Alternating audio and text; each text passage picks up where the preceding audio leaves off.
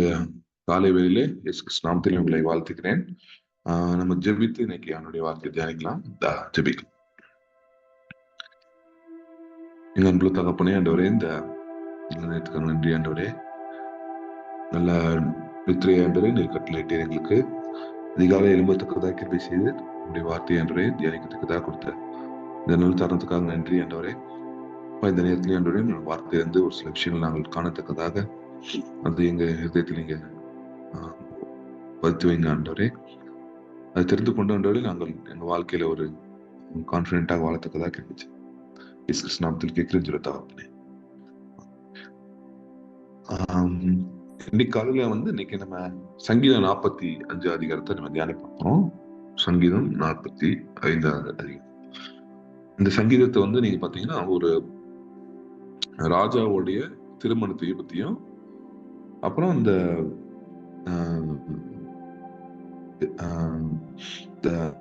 ராணி பத்தியும் ஒரு சில விஷயங்களை நம்ம பார்க்க போறோம். இது ஒரு கோரா அப்படின்னு லேவி கோத்திரத்தில் சேர்ந்த ஒரு கூட்டம் எழுதின ஒரு சங்கீதம் இது. இந்த சங்கீதத்தை கவனிச்சீங்கன்னா நீங்க ஒரு ராஜாவை புகழ்ந்து பாடுகிற ஒரு சங்கீதம். ஆனா அந்த ராஜாவோட பேர் போடாததுனால நம்ம இது மெசையா ராஜான்னு நம்ம என்ன பண்ணலாம், எடுத்துக்கலாம். ஏன்னா அந்த கோணத்துல நம்ம படிச்சோம்னா நம்மளுக்கு நல்லா புரியும்.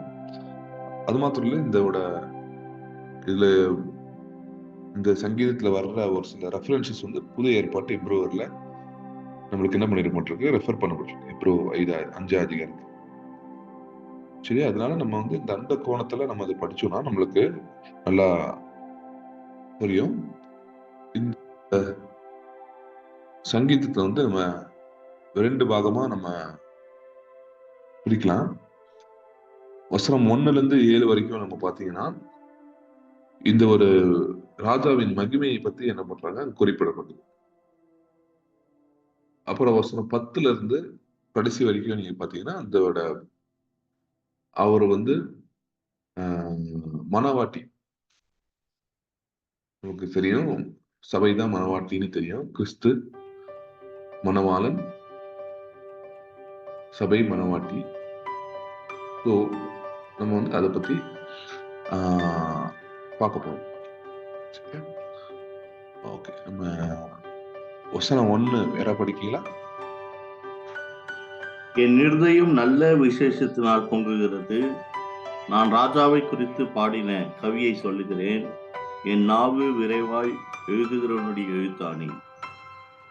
சோ இந்த பாடகர் என்ன பண்றாருன்னா ராஜாவை பொறுத்து ஒரு விசேஷமா அவருடைய ஞாவை பாட்டு மேபி பாடி இருக்கலாம். அவரு பாடி என்ன பண்றாரு, இது எழுதுறாரு. இந்த ராஜா வரப்போகிற மெசியா இயேசு கிறிஸ்துவ பத்தி என்ன பண்றாரு, ஒரு யூதர்கள் மெசியா ஒரு யூத ராஜாவா வருவாரு அப்படின்னு அவங்க எல்லாம் எதிர்பார்த்துட்டு இருந்தாங்க. அதனாலதான் இயேசு கிறிஸ்து ஒரு தச்சனோட மகன் சொல்றதுனால அவங்க ஏற்றுக்கொள்ளலாம். ஏன்னா அவங்க ராஜாவா வருவார்னு எதிர்பார்த்தாங்க. இங்க ஒரு யூத ராஜாவை பத்தி என்ன பண்றாரு, அவங்க புகழ்ந்து பாடி எழுதுகிற ஒரு சங்கீதம் தான் சங்கீதம் 45 சங்கீதம்.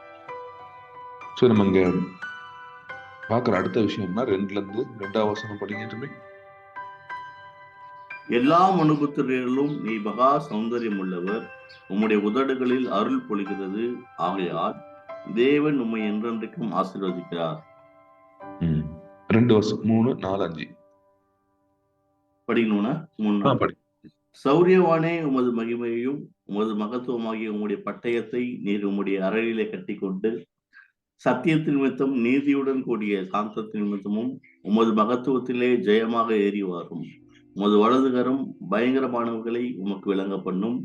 உம்முடைய அம்புகள் கூர்மையானவைகள், அவைகள் ராஜாவுடைய சத்துருக்களின் இருதயத்திற்குள் பாயும். ஜன சதலங்கள் உமக்கு கீழே விழுவார்கள். சோ இங்க நீங்க பாத்தீங்கன்னா இந்த ராஜாவுடைய அழகை பத்தியும் அவரோட ஒரு மகிமையை பத்தியும் அவருடைய மகத்துவத்தை பத்தியும் என்ன பண்றதுன்னா விவரிக்கிறத நம்ம பார்க்கலாம். எல்லா மனுபுத்திரிலும் நீர் மகா சௌந்தரியமா இருக்கிறீர் அப்படின்னு போட்டிருக்கு. ஏன்னா இயேசு கிறிஸ்துவோட வாழ்க்கையில பாத்தீங்கன்னா இசை 53:2 வந்து அவர் வந்து பாக்குறதுக்கு அவ்வளவு அழகா இல்லைன்னு தான் போட்டிருக்கு. ஆனா இவர் இருதயத்துல பாத்தீங்கன்னா இருதயத்தை அழகு உள்ளவர். ஏன்னா அவரோட சாந்த குணம், அவருடைய கருணை, இரக்கம் எல்லாம் பாத்தீங்கன்னா மனுபுத்திரிலே அவர் தான் என்ன பண்ணாரு, இருக்கிறதுலே சௌந்தரியம் உள்ளவர். அவருடைய உதடுகளிலிருந்து என்ன இது, அவரு ஒரு கிருபியா வந்து அணைச்சது, அநேகருக்கு ஒரு ஜீவனை பேசினதை நம்ம அறிவோம் புதிய ஏற்பாட்டுல இருந்து நம்ம பார்க்கும்போது இயேசு கிறிஸ்துவ பத்தி. சோ அவர் வந்து ஒரு மனிதனா பிறந்தாலும் அவரு மகா புத்திரன்னு நம்ம சொல்லலாம். ஒரு நம்ம சூப்பர் ஹீரோஸ் அப்படின்னு சொல்லுவோம் இங்கிலீஷ்ல. அவங்களுக்கு வந்து தனிப்பட்ட அவங்க மனிதர்களா இருந்தாலும் ஒரு விசேஷ மனிதர்கள். அது மாதிரி இயேசு கிறிஸ்துவும் மனிதரா இருந்தாலும் அவர் வந்து விசேஷமா இருந்தது வந்து நம்ம புதிய ஏற்பாட்டுல நம்ம பார்க்கிறோம். அவருடைய வாயிலிருந்து வர்ற கிருபையை அவர் பேசி அநேகரை ஆசீர்வதித்தது நம்ம வந்து புதிய ஏற்பாட்டுல நம்ம பார்க்கிறோம். அடுத்தது வந்து நம்ம பார்த்தோம்னா அவர் வந்து அதனால ஆண்டவர் என்ன பண்ணாரு, அவர் வந்து ஆசீர்வதித்தார். அவர் வந்து ஒரு சதா காலிலையும் அவரோட கிருபியா இருந்ததுனால பிதானவர் என்ன பண்ணாரு, அவரை வந்து ஆசீர்வதித்தார்ன்றத பார்க்கணும். அவருடைய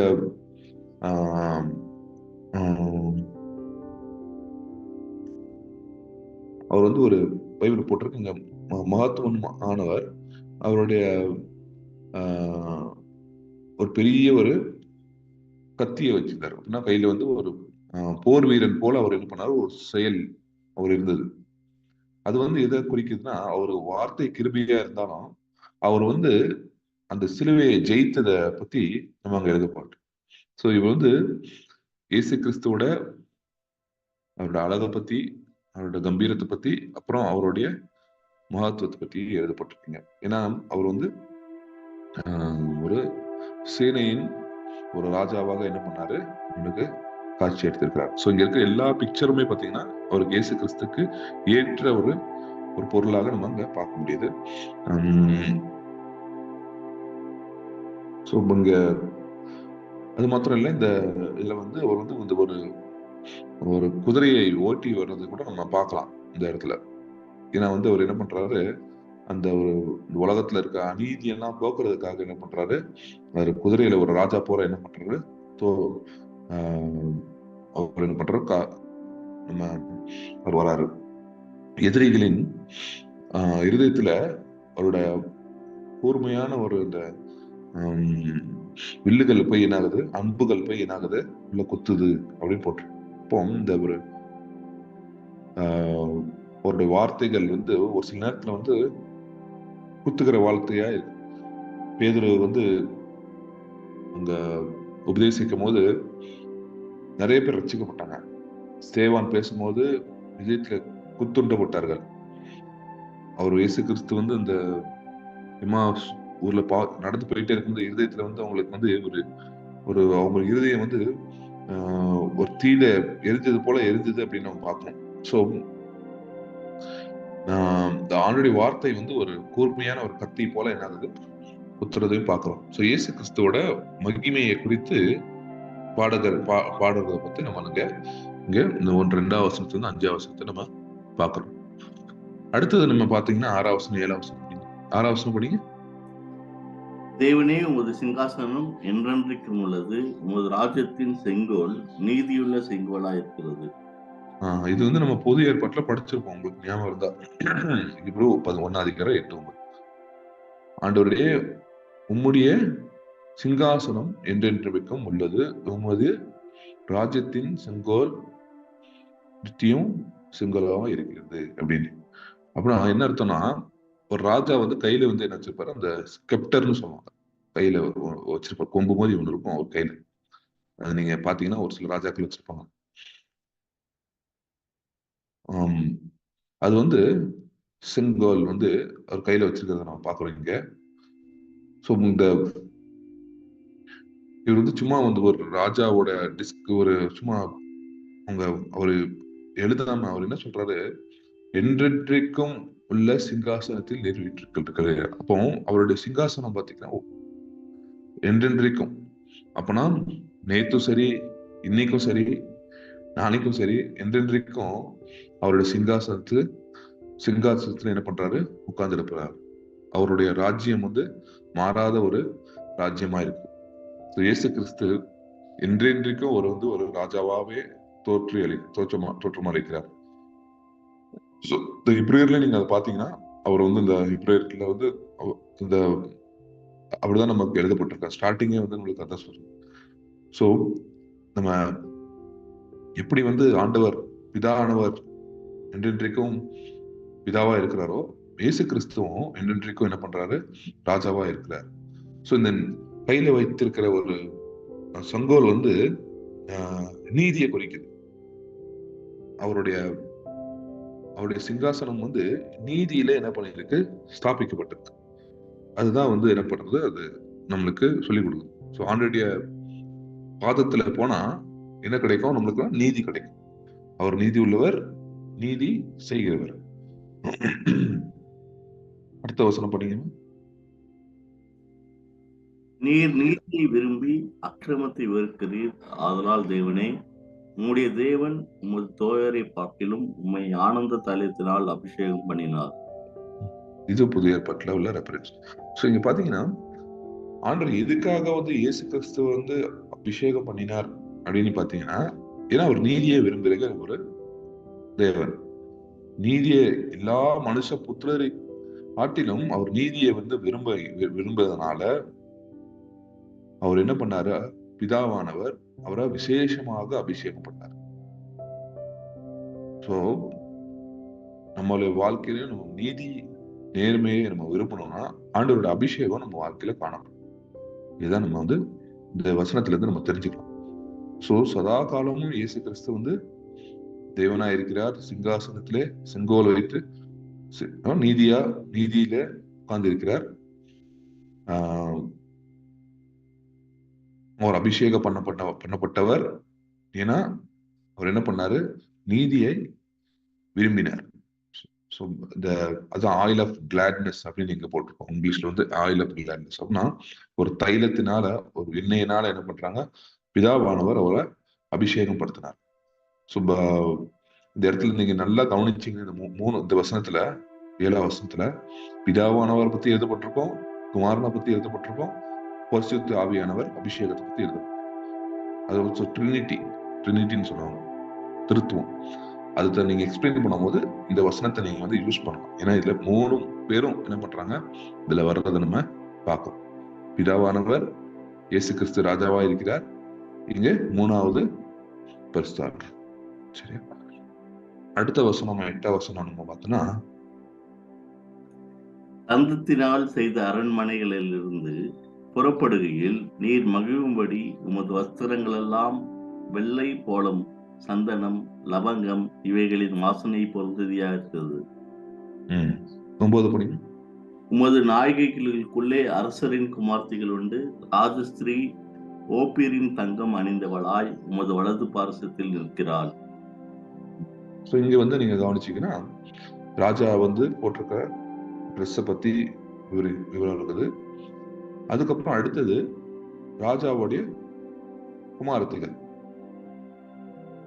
பத்தி எழுதப்பட்டிருக்கு. ஸோ இங்க ராஜா வந்து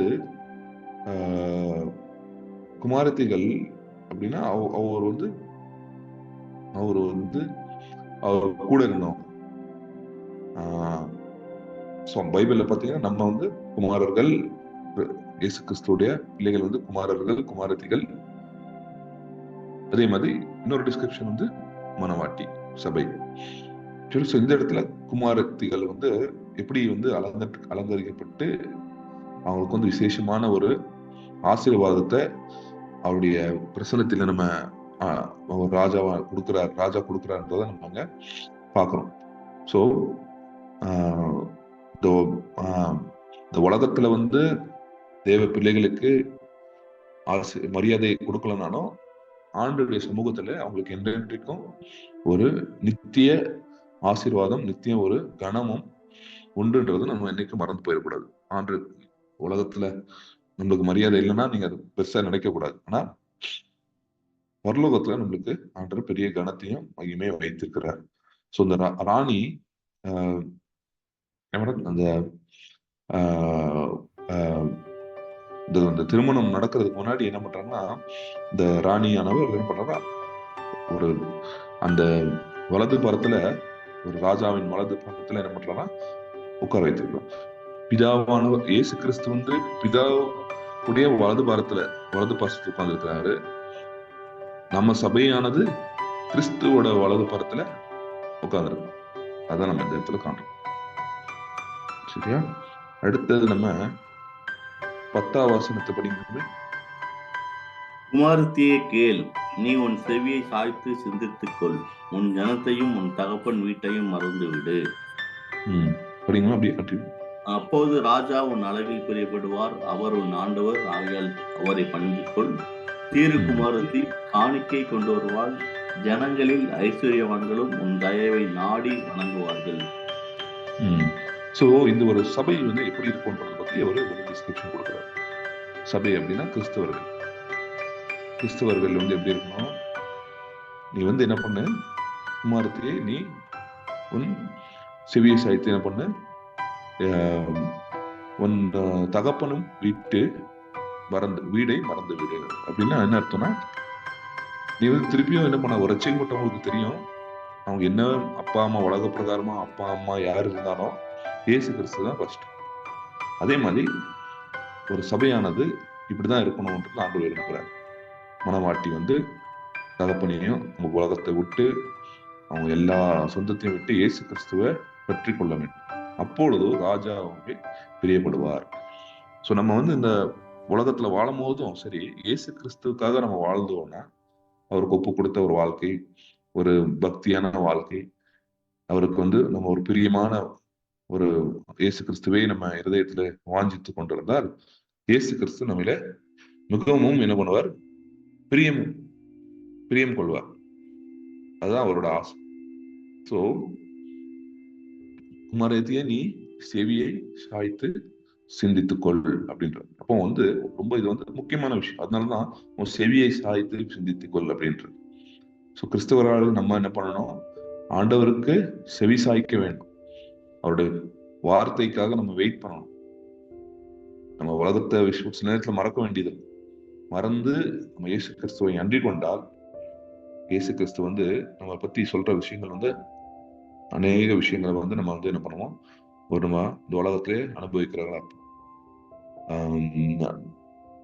அப்பொழுது ராஜா உன் அழகில் பிரியம் கொள்வார், உன்னோடு நீ அடுத்து அது மாத்திரம் இல்ல, அவர் உன் அழகை என்ன பண்ணுவாரு, விரும்புவார் அப்படின்னு நம்ம பார்க்கணும். சோ எதுக்காக ஆண்டவர் நம்மள கூப்பிடுறாரு, நம்மளுடைய அழகை விரும்புவார். நம்ம ராஜாவை விரும்புறது ஒண்ணு, ராஜா மனவாட்டியை விரும்புறது இன்னொன்னு. சரியா? சோ நம்மளுக்கு 2 எக்ஸ்பீரியன்ஸும் கிறிஸ்தவர்கள் இருக்கணும். ஒரு சில நேரத்துல நம்ம ஆண்டவரை துதிச்சுட்டே இருப்போம், நல்லது, ஆண்டவர் புகழ்றோம், நல்லது. ஆனா ஆண்டவரும் நம்ம பத்தி புகழ்வார், பாடுவார்ன்றது நம்ம பைபிள படிக்கிறோம். நம்ம உன்னத பாட்டு நீங்க படிக்கும் போது மணவாளன் மனவாட்டியை புகழ்வதை நம்ம பார்க்கணும். இந்த எக்ஸ்பீரியன்ஸ் உங்களுக்கு இல்லைன்னா உங்க வாழ்க்கையில எப்பவும் சோர்ந்துதான் நடப்பீங்க. ஒரு சோர்வு ஒரு வாழ்க்கையா இருப்பீங்க. சந்தோஷம் சமாதானம் உங்க வாழ்க்கையில இருக்காது. இப்படி சமாதானம் இருக்கலாம், சந்தோஷம் இருக்காது, ஒரு மகிழ்ச்சி இருக்காது.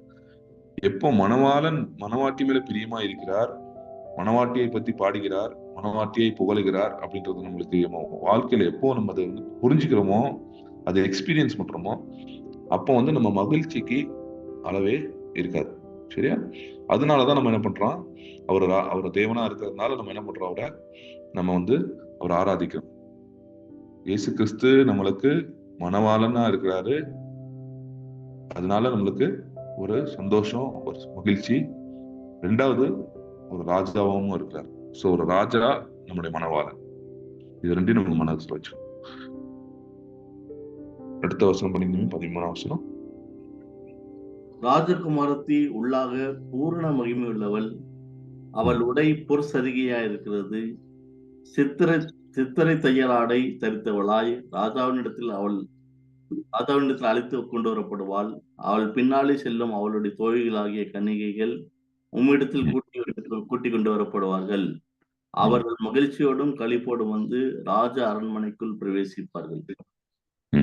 அந்த ஒரு மகிமையின் ஒரு நாள், ஒரு மணவாளனும் மணவாட்டியும் ஒரு இந்த திருமண நாள் வந்து பைபிள்ல வெளிப்படுத்த விசேஷத்துல எழுதப்பட்டு, புதிய எருசலேம் பத்தி எழுதப்பட்டு நேரத்தை படிக்கலாம். அது ஒரு மகத்துவமான நாள், அது ஒரு மகிமையான ஒரு நாள். அந்த நாள் என்ன பண்ணாங்கன்னா, மணவாட்டியை கிறிஸ்து சபையை என்ன பண்ணாங்களா அலங்கரித்து அநேக பேர்கள் என்ன பண்ணுவாங்களாம், தேவதூதர்கள், வேலைக்காரர்கள் எல்லாரும் கூட்டு வந்து அது ஒரு மகிமையா வந்து அது ஒரு செலிப்ரேஷன் நடக்க போகுது. ஒரு பந்தி, இயேசு கிறிஸ்து ஒரு பந்தியை பத்தி பேசிட்டே இருப்பார். அப்பப்போ இயேசு பிதாவின் வீட்டிலே ஒரு பந்தி அப்படின்னு ஆயத்தப்படுத்தி வச்சிருக்கிறாரு, எல்லாரும் வாங்க அப்படின்னு கூடுறாருல்ல. சோ அநேக விஷயத்த நம்ம பார்க்கிறோம். இதை பத்தி நம்ம பழைய புதிய ஏற்பாட்டுல நம்ம இயேசு கிறிஸ்து சொல்றது, வெளிப்படுத்தின விசேஷம் எல்லாம் பார்ப்போம். ஏன்னா இது கடைசி நாட்கள்ல நடக்க போற ஒரு விஷயம்.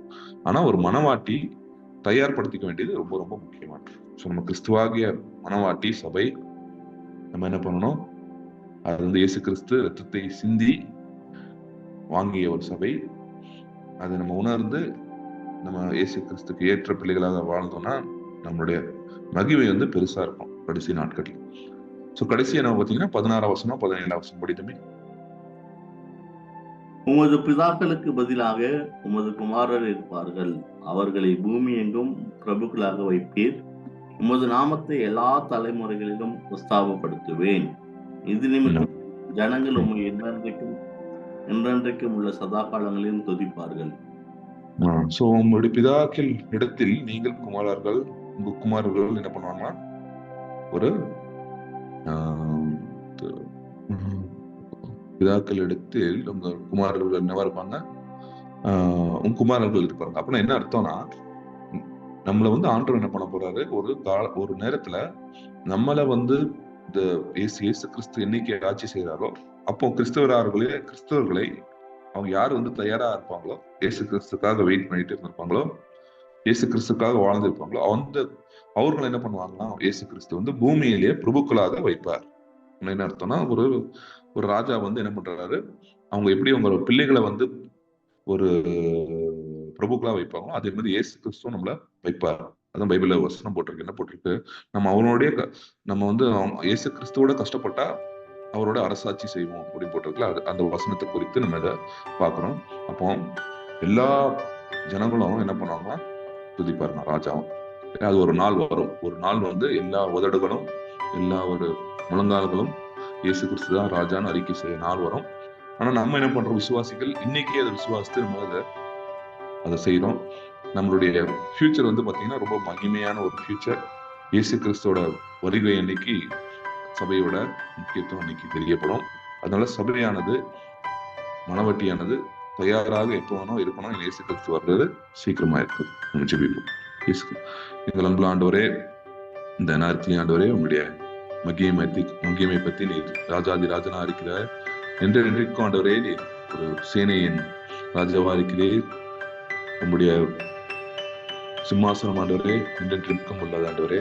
நாங்கள் சபையாக உண்மை பிரியப்படுத்துகிற பிள்ளைகளாக இருக்கத்தக்கதாக கிருபை செய்யுங்க. இங்கே நாங்கள் தயார்படுத்தி உங்களுடைய வருகைக்காக, உங்களுடைய ஆட்சிக்காக எப்பொழுதும் வெயிட் பண்ணத்தக்கதாக கிருபை செய்யுங்க. நேரத்தில் இருக்கிற உங்க பிள்ளைகளை ஆசீர்வதிங்க. உங்களுடைய மகிழ பெறத்தக்கதாக, கலிகூறத்தக்கதாக, உண்மையிலேயே சந்தோஷமா இருக்கத்தக்கதாக, ஒரு மனவாட்டியாக செயல்படத்தக்கதாக கிருபை செய்யுங்க. நேரத்துக்காக நன்றி. இயேசு நாமத்தில் கேட்கிறேன். ஆமென்.